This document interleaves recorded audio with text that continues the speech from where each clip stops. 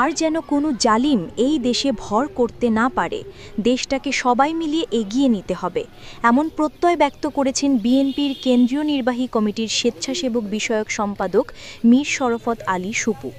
বৃহস্পতিবার দুপুরে মুন্সিগঞ্জের সিরাজদিখান উপজেলার জামিয়া ইসলামিয়া হালিমিয়া মধুপুর মাদ্রাসায় বিএনপির ভারপ্রাপ্ত চেয়ারম্যান তারেক রহমানের সহধর্মিণী ও খ্যাতিমান চিকিৎসক ডাক্তার জুবাইদা রহমানের জন্মদিন উপলক্ষে আয়োজিত বৃক্ষরোপণ কর্মসূচি শেষে সাংবাদিকদের সঙ্গে আলাপকালে তিনি এসব কথা বলেন।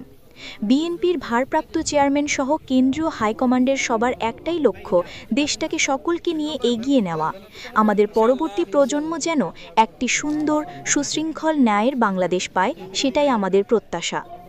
বৃক্ষরোপণ কর্মসূচিতে আরও উপস্থিত ছিলেন হেফাজতে ইসলামের সিনিয়র নায়েবে আমির আল্লামা আব্দুল হামিদ পীর সাহেব মধুপুর, খতমে নবুয়াত সংরক্ষণ কমিটির কেন্দ্রীয় সিনিয়র নায়েবে আমির আবু আম্মার আবদুল্লাহ, মুন্সিগঞ্জ জেলা বিএনপির আহ্বায়ক সদস্য আওলাদ হোসেন উজ্জ্বল, জসিম মোল্লা, জেলা নারী ও শিশু অধিকার ফোরামের সাংগঠনিক সম্পাদক মাহমুদ হাসান ফাহাদ সহ বিএনপি ও অঙ্গ সংগঠনের নেতাকর্মীরা।